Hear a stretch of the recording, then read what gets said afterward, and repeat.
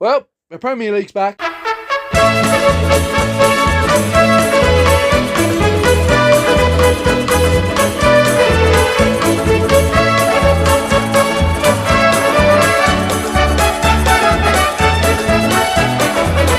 Yeah, we never seem to got away from football this complete summer with the Euros, Copa America, and as well as that the Olympics. Football just seems to be in our life 24/7. And with the Premier League just returning, it's time for another prediction video. Some disclaimers. First, this is my opinion and my opinion only. So if I butthurt your favourite club, well...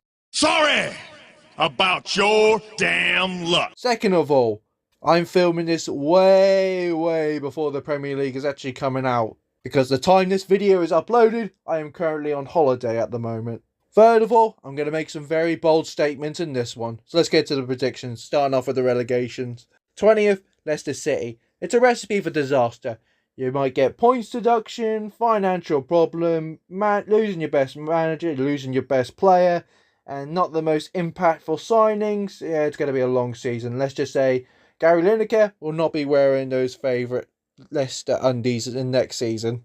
19th, Nottingham Forest. Nottingham Forest just wants to be a mid-table club, but they panic too much, and afterwards they get themselves into hot water. They're like a lobster at the moment. They want to get into the sea, not the boiling pot. And they got close last year, don't get me wrong, and I think it will be the time for Nottingham Forest to get relegated. 18th, Ipswich. So I'm keeping this quiet because I'm living in a house full of Norwich City supporters. But let's just say, keeping the manager, brilliant, don't get me wrong. But the players they're bringing in, it just makes me feel like they want to get relegated and then try and beat Norwich City because they failed to do so after, how much was it, 19 years? I've forgotten now. 17th, Brentford. I think this is going to be the fall of Thomas Frank, and I think he's going to be the first manager to get the sack, to be honest with you. Yeah, if they keep hold of Ivan Toney, yay, not bad, but... they showed struggles really badly last season, and I think they haven't done nothing to improve on it, so I think it's going to be struggling for this season as well. 16th, Fulham. They want to be ambitious.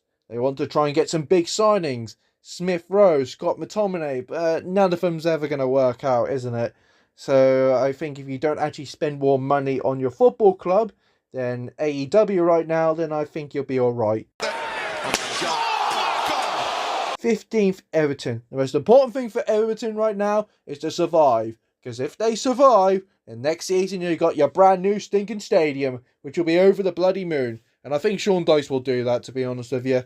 Especially if you lose some of your best players. It's Sean Dyche, so of course you can rely on him. 14th, Wolves. I think Gary O'Neill's got this one unlocked. I think no matter what signings you bring in, he'll make the best out of them. As long as VAR doesn't screw him over time and time again, then I think he'll be absolutely fine.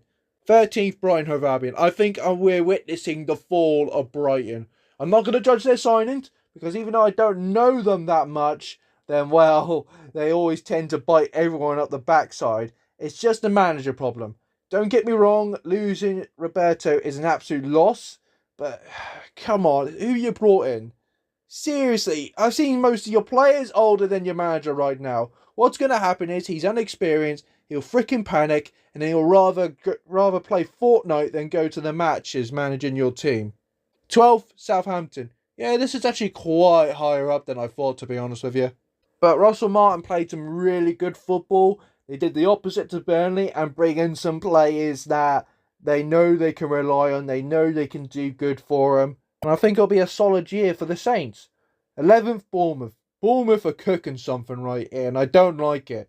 I was completely wrong about them last season, but the players, well, I didn't know who they brought in, to be honest with you, but literally the manager's got something going here, and like I said, he had a really good season last season, bringing out the best of Solanke, which no one has ever done before, and I could see him taking Bournemouth that they will never think in their wildest dream.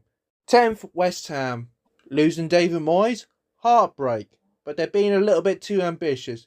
Don't get me wrong, the new manager seems alright, to be honest with you. He did alright with Wolves, but I don't see him taking West Ham to the next level. It's like when they brought in Pellegrini. They thought, oh great, we've got a Premier League winning manager, we're going to do amazing. Then they just do below average at most. So David Moyes, get your phone ready. 9th, Crystal Palace. Like I said last time, Crystal Palace is scary. I don't understand what they've done, but it scares the life out of me. Losing Mikel is a loss, but who they brought in? Jesus Christ, for absolutely nothing? Oh gosh, God have mercy on us all. 8th for Liverpool. Oh, here we go. Controversial or what? But I said this to my brother and he called me a moron, but I can see them going through a downward spiral, just like Man United did when they lost Alex Ferguson, losing a leader, a great manager like Jurgen Klopp. Some of the players won't be motivated. Even though he kind of plays the same system as Klopp, I don't think he'll get the best out of players like Jurgen has. And I feel like he's going to go this season. I just think they're just going to do absolutely awful this year. 7th, Aston Villa.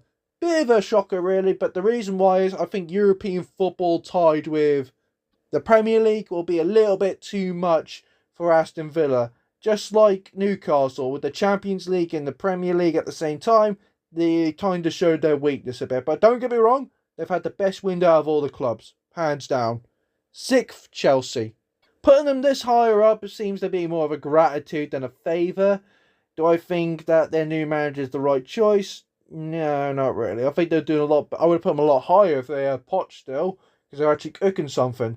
But if they've still got Cole Palmer in the squad, then, well, you still got thumbs up from me then. 5th, Manchester United.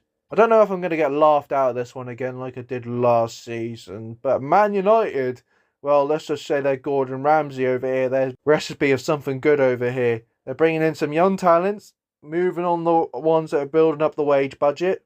Xerxes and Rasmus Højlund, young, yeah. Will they be good? Only time can tell, really. 4th, Newcastle United. I think losing out on European football seemed to be a blessing in disguise. That means less gains for them, less injuries for some of their key players, and afterwards they can just absolutely go for it. I'm not sure if Sandro Tonali will be back for the 3rd, Spurs. Like I said last time, if they keep big and he can build on the squad. He's like a construction worker right now. First he worked on the foundation. Now he's working on the main structure itself. And I think this will be the time for Tottenham to return to the Champions League. 2nd, Arsenal. I just don't think they got what it takes to win the Premier League. Yeah, sometimes if they keep their best players, they'll be alright. I think the striker problem seems to be a bit of an issue for them. I think Gabriel Jesus seems to have lost his good old days at Man City.